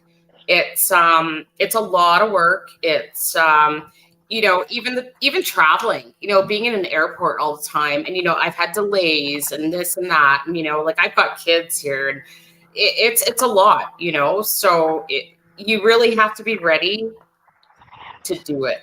If you're gonna do it, do it. And if you're gonna be balls in, you're gonna be balls deep. So yeah, that's what I would have to say for sure. Yeah. What's your answer, John? I agree. Yeah, this is a tough market. It's a competitive market. But you know, to Natalie's point, is that this is an artisan market, just like you mentioned other things, like whether it's my food, bacon. But everyone loves bacon. Come on, everyone loves bacon. Hey, we make the best fucking bacon in the world. I promise you that. But you know, but I had a burger on the way back. A Burger King burger had bacon. And even though it wasn't your bacon, it was fucking bacon. It was good bacon, right? Yeah. It's bacon, right? It's not your bacon, but I'd rather have your bacon. But you know, this is artisan market, and the thing is, it's like what I think is great, what you think is great, what Natalie think is great. Someone else might say it's not so good. I don't like it. But you know what we just grow to learn is, okay, what do you like? What is something you like? And let's see if we can find something you like. And maybe we don't. Maybe, you know, it's another brand that we can recommend that you might like better. You know, but the whole thing is, it's artisan, and you can't win them all. The goal is to give people an experience that's good. If the experience is not good, you know, the whole idea is, well, how can I help you to get a good cigar experience? If it's not through me, maybe I can help recommend someone else that can do, you know, something that is up your alley. Yeah, no, I like that. I like that answer. I like that answer. I would be remiss if I didn't ask you this, Natalie. I've asked this to John. I asked this to literally every guest. What is your view on mentors, and do you have it? Real quick, before you answer, the reason why I asked that question is I have around 12, 13 mentors in my life. I'd say it's a really good, about 30% of them are personal only, and around 70% of them overlap between personal and business. I am a very big believer in mentors, in personal growth.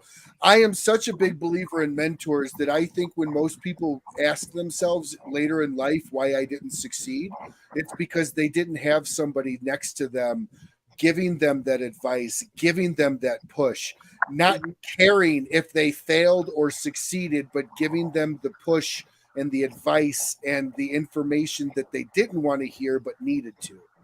So what is your take on mentors in your life, and would you agree that they're a great thing? So my thing is if I've stopped learning, I'm dead. I think that, you know, life is, you like that? I do. I love it. Yeah.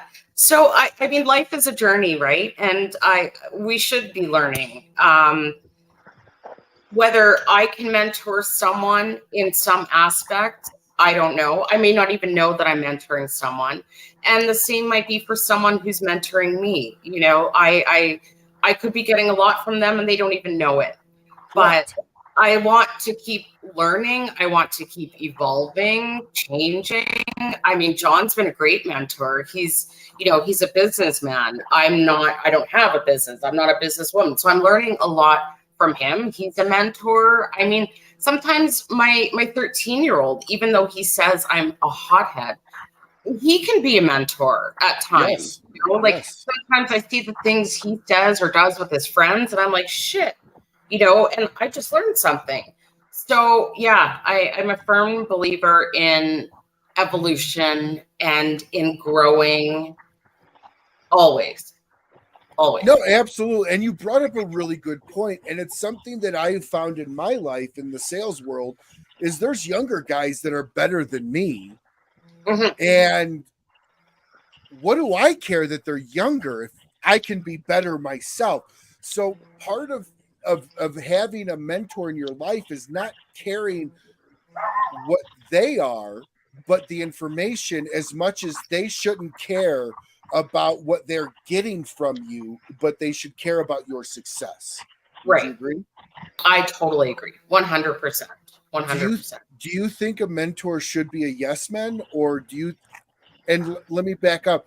I've actually steered away from my mentors for like a week at times because I know they're going to tell me something that I need to hear. Just don't Right. want to fucking hear it. So Right. do you think that of what makes a mentor valuable is that they give you the advice or tell you what you don't want to hear, but you need to? 100%. I mean, that's part of learning too, is getting a little bit uncomfortable, Mhm. So if I'm not feeling a little uncomfortable, then what's the value in it? For sure. I want to hear the good, bad, and the ugly. I don't want anyone blowing smoke up my ass. And you know what? If you're blowing smoke up my ass, there's a good chance that I'm going to know you're doing it and I'm not going to receive it very well. So, yeah, I want to be pushed and feel uncomfortable and tell me the things that aren't pleasant to hear, because I mean, I'm not perfect. If I'm the smartest guy in the room, then what the hell? That's a lonely place to be. If I'm the smartest guy in the room, I'm clearly in a kindergarten or preschool class myself. So, one of my favorite stories, and I've told this often with one of my mentors that really required me to like swallow my pride, is I did door-to-door insurance sales. If you've never done door-to-door anything in sales, it's boot camp. If you can survive door-to-door, and John can tell you, John's opened a lot of fucking doors. If you could survive door to door, you're good. Well, for like 3 weeks, right? I came off of a hot streak from my previous job. I'm hot shit. I'm the best and this. I failed miserably for about 3 weeks. Called my boss up, who's now a very big mentor in my life. Called him up. This effing sucks. I just want to quit. Blah blah. He would hang up on me every time.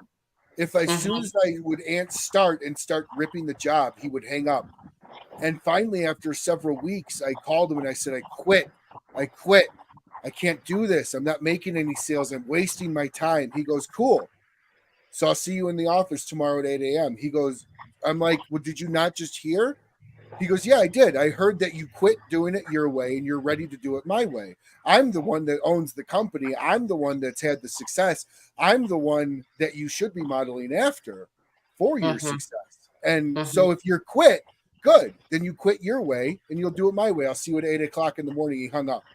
Love it. I went there at 8 o'clock in the morning to give in all my stuff. I sat down. I gave him the opportunity. I went out 2 days later and made sales almost every single day for the next several weeks. Hit records and everything else. But it was because I swallowed my pride and I realized I didn't know everything and I was willing to be taught. Yeah. So how much of this cigar world are you having to kind of relearn how you do approaches? All of it. All of it. Why are you laughing? Anyway, know. Going back to the question, all of it. I have had to swallow my pride, because I sometimes, I want to do things my way, but I have to remember I'm new to the industry, so I really do have to shut up and listen, so it's important that I do that in order to be successful, because I'm new. I don't know what I don't know, so I have had to, and you know what? It's awesome. Like, I mean, of course, I have John who's helping me, and other people like Anastasia. Like today, we had a great conversation, and I had a great conversation with Lefty also today. And like, they have naturally become mentors to me. And whether or not they know it, just in talking to them and like the advice they give me, and it's awesome. And you sit, well, them, Ryan. You sit with them, and it's like, holy, they're so full of knowledge and history, in the business. Caring. Oh, they are so caring. It's crazy. Like they say, anytime you need anything, just reach out, and we'll text, and it's all good. I don't feel bad. I feel like I'm very welcomed by them, and it's awesome. It's awesome. Yeah, God's a great mentor. He'll certainly give you a swift kick in the ass every time you need it. That's for sure. That is for sure. No, I love what you said. I don't know what I don't know. Yeah. That sentence comes with age. Because are you saying I'm old? No. Okay. I'm saying it comes with age and experience from the standpoint of when you're in your teens, you know everything that you don't know. When you're in your 20s, you know even more than what you don't know. And then you realize at some point in time as you mature, holy crap, I don't know what I don't know. And I need to find the people to give me the advice and information around what I don't know to be better. Yeah. And that is amazing. It's so true. And the other thing, it's not to be afraid to ask the questions. Sometimes I lead it with, I have a stupid question, but I have to ask because I am inquisitive, so naturally. But asking a lot of questions, and people give out names, like giving Amanda's name tonight. I write that down. I take that, and I will reach out to her. So that's kind of my thing. No, absolutely. And that's awesome. That means you're teachable, you're open to learning, and you're open to constructive criticism. Constructive criticism. Yes. So let's go on that one. What is your definition of constructive criticism? Because you have children. Well, yeah, because your criticism falls on a parental side and an employee side. So when you're personally teaching your kids about criticism and how to be, like you said, good manners about it and be constructive, what do you look for when somebody gives you a criticism, and how do you differentiate between somebody just criticizing versus being constructive? I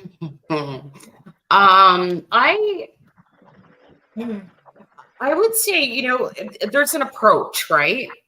And a lot of times communication isn't what's being said, it's how it's being said.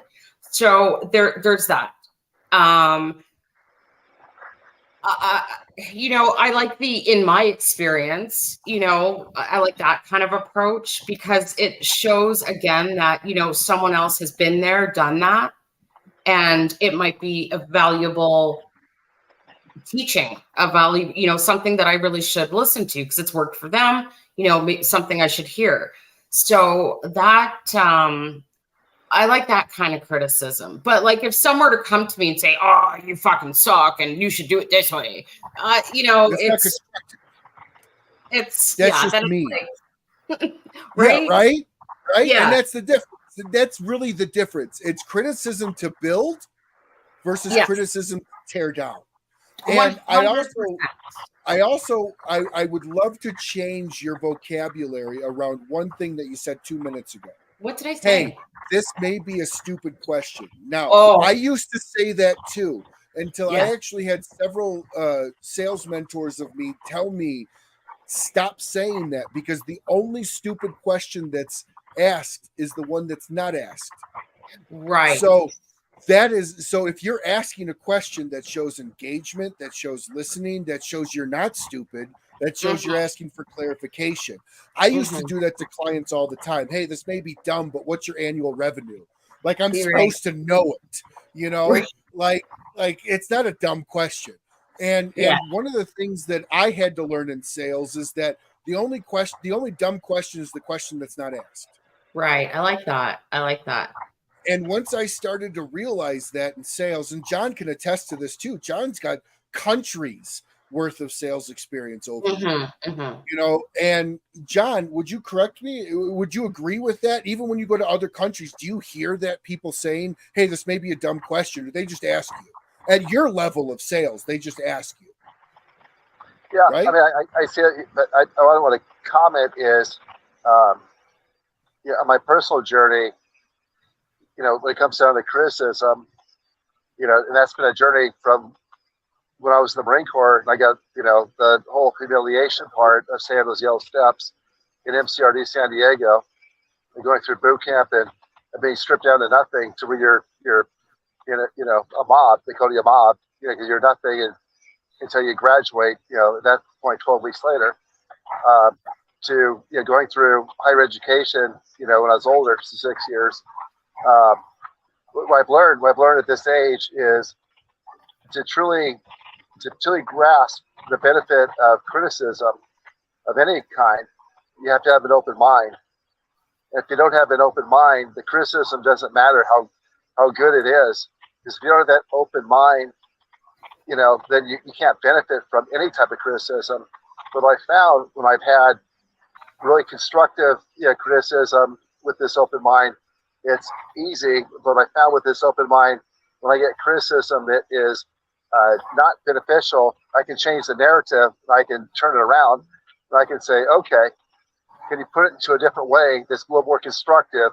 But I like to benefit from what you're saying, you know, because I care about what you say, but the way you're saying it to me is I'm not quite getting it this way, you know. And so it's have the ability to have that open mind and to truly want to change and be better, you know, and listen and internalize it, you know. So it takes that, I think, really to really benefit from criticism.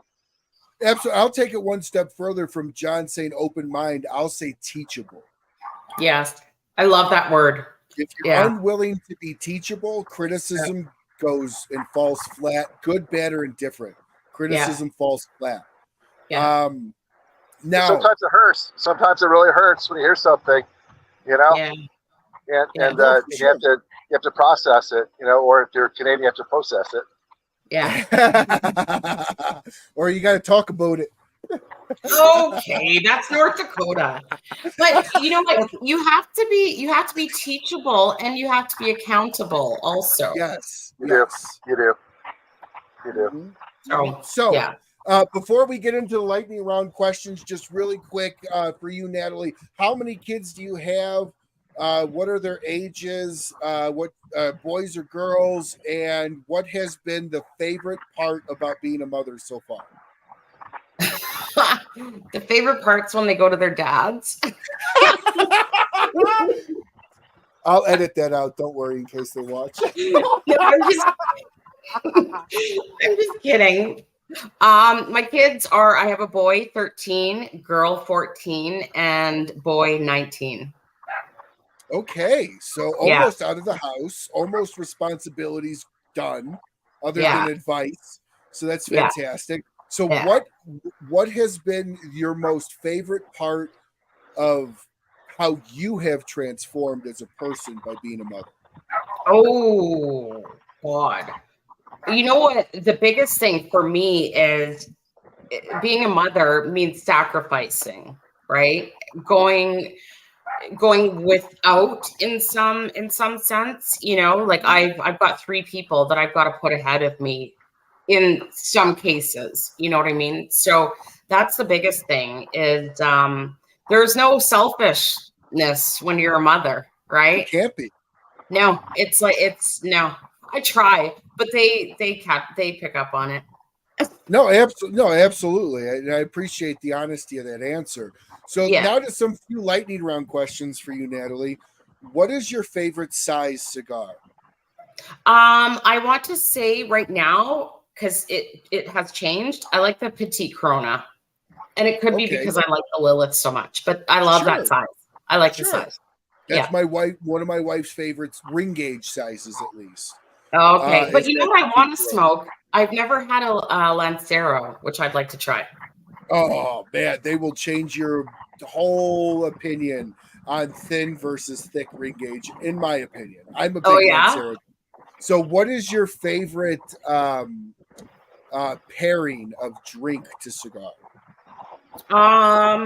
So far, it has been a coffee, believe it or not. That's very common. And I don't want to, this is going to sound like, oh, all right, whatever. She's just saying that. But for reals, Sagrado coffee pairs very well with Sagrado cigars. So, and you know what? Fucking amazing. It is amazing. But you know which other coffee, though? I have to plug Tim Hortons. Their coffee goes well, too, with Sagrado Cigars. Okay. What is your favorite cut? My favorite is the V. V cut, okay. Although I just, you know what? I smoked this Lilith tonight with a punch. So, and I really liked it. I like the draw. So maybe I'll change my ways. Small ring gauge with a punch. I mean, that's almost that punch, depending on the size of the punch, pretty much took almost the whole cap. Almost. But yeah, it made for a nice draw to be a true Canadian. Yeah. So what is your favorite wrapper that you've had so far? Oh God. I do enjoy a Maduro. I must admit. Yeah. Maduro is one of my favorites as well. Absolutely. Okay. And then if you could smoke a cigar and have a cup of Sagrado coffee with any historical figure, your choice, live or dead, who would it be, and what Sagrado cigar and what Sagrado coffee would you give them?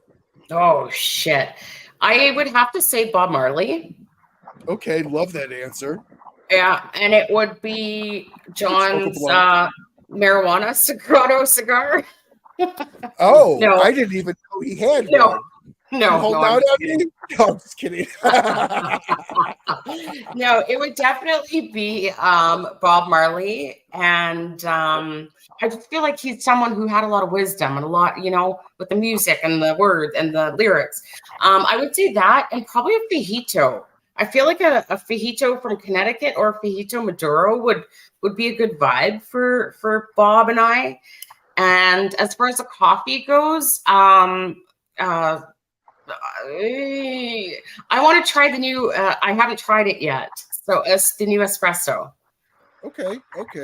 Yeah. Now, my favorite of John's coffee is the one that he does. John, you know what I'm talking about. Spear Mountain. Yeah, is that it? Yes, the one with the where you actually do the fruit. You age it with the fruit on it. Oh yeah, the honey process. Yeah. That's the red honey process. Yeah, that's one we haven't released yet, but it's a very good one. Well, I'll tell you, if you're a sugar guy in coffee, which I'm not, you don't need any sugar in that at all. It is as sweet and flavorful as absolutely can be. It's fantastic. John was kind enough to give me a pound of it, and my wife and I blew through that so quick. And it was a great nighttime coffee too, because it was so sweet. just naturally sweet. It was absolutely fantastic. So, well, Natalie, I think you did a great fucking job tonight. Thank you. Absolutely fantastic. John, you got yourself a stellar brand ambassador, and absolutely looking very forward to see where Natalie is in 5 years, in 3 years, in 2 years, in 1 year, and see how much she grows that brand right alongside you. And I don't know how John is as a boss, but I can tell you how he is as a friend, and I can only imagine that correlates very, very closely. Is that John's a great boss as he is a great friend. Thank you so much, Natalie, for going down the rabbit hole of some of my questions. And I hope I gave you a great show. That was fun. Good. I always try to give something different, right? Right. So thank you to everybody that watched the show tonight. This was another live Thursday night episode brought to you at the Smokin' Studios here in the Rocky Mountain Cigar Show. Now, a big shout out to all the sponsors that make this show possible. Of course, Sagrado being a big part of this show, as well as ROCF, or I'm sorry, BAMF Cigars, ROCF, Kristoff Cigars, K by Karen Berger, or soon to be known as Karen Berger Cigars, New Air Humidors. Check the description below for a 15% off coupon code as well. Micallef Cigars, Big Sky Cigars, Cornell and Diehl Pipe Tobacco, La Aurora Cigars, and of course, as this is a sponsor episode, it ends the night with saying Sagrado again, but cannot leave out the big man, Abe DeBabno, over at Smokin' Cigars, who was one of the first to be part of the show and will always be incredibly grateful for him being a very close friend of the show as well. Tonight, I was drinking Axe in the Oak Rye, which was absolutely fantastic. Went with the cigar fantastically. So if anyone's looking for some great bacon, check out Bacon Fix, FIX.com. Order yourself some bacon. If you're looking for anything Sagrado, reach out to Natalie or John, and they will get you all the information, including how to get their amazing cigars. And if you reach out to Natalie, tell her welcome to the industry as she's kicking ass and taking fucking names. So until we see you all again, smoke what you like, smoke as often as you can, and have an absolutely fantastic rest of your week. Thanks, everyone. Bye-bye. Thank you. Thank you.